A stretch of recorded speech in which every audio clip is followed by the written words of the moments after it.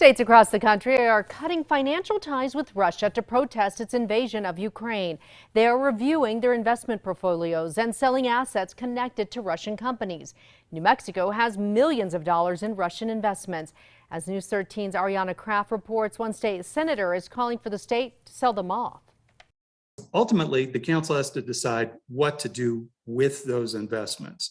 Senator Jacob Candelaria of Albuquerque tweeted out that the state should divest its investments in Russia.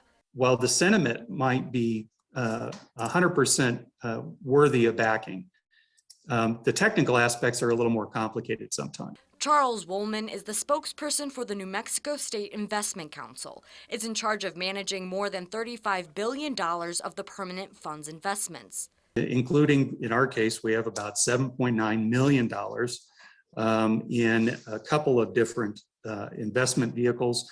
Portions of that $7.9 million are tied up in index funds, which are basically basket full of stocks and securities. Some of those might be tied to Russia.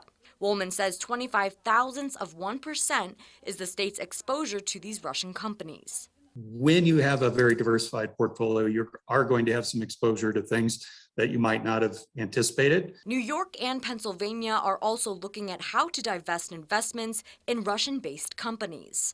And we're not alone. I mean, funds like us around the country are looking at these same issues after the atrocities that are being committed in Ukraine.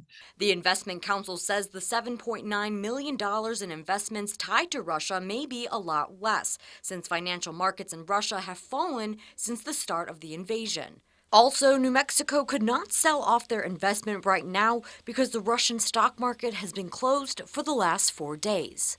Woolman says the companies running the funds could drop Russia companies out of them before they have to act. But it's an important public policy matter for our leaders to consider and decide. And we expect that they'll do so later this month when they meet next. Ariana Kraft, KRQE News 13.